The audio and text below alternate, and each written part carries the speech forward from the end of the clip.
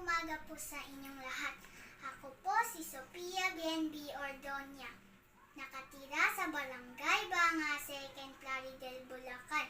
Nag-aaral sa Banga Elementary School, Grade 2, Andres Bonifacio. Mayroon po akong maikling kwento na tiyak kapupulutan ng aral.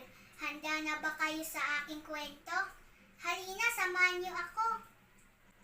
Sipag na langgam. Napakasipag ng mga langgam. Lagi silang abala sa paghahanap ng pagkain. Minsan ay nakita ni Lamok si Langgam. Pinansin nito si Langgam dahil sa sobrang bigat ng dalang supot ng pagkain. Ani Langgam ay nagpapakahirap siya sa pagtatrabaho para sa buong pamilya. Ayaw niyang magutom ang mga ito sa panahon ng tag-ulan. Niyaya ni Lamok si Langgam na mag-aliw. Kailangan din daw ni Langgam na isipin ang sariling kaligayahan. Ipinagmalaki ni Lamok na kahit umulan ay kaya niyang lumabas para maghanap ng pagkain.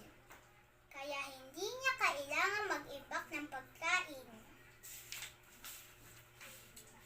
Nagpatuloy sa pagsasaya si Lamok.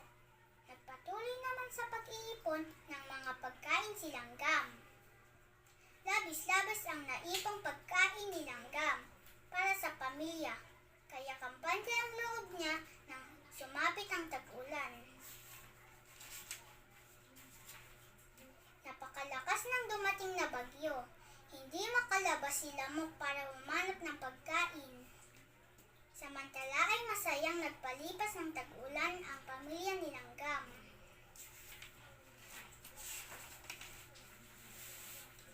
Nanghihina na si Lamok.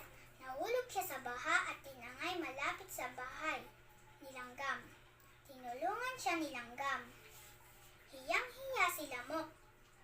Kung tinularan sana niya si Langgam, ay hindi sana siya magmumukhang kaawa-awa. Nagsisi si Lamok sa naging katamaran. Nangako siya na magiging masipag na at masinop. Ang masipag na langgam. Ang aral na natutunan sa kwentong aking binasa na dapat po tayo maging masipag, masinop at laging handa sa anumang sakuna.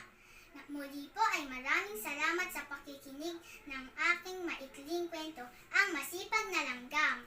Tayong mga bata, dapat tularan ang mga langgam. Maging masipag tayo at masinop sa lahat ng mga bagay.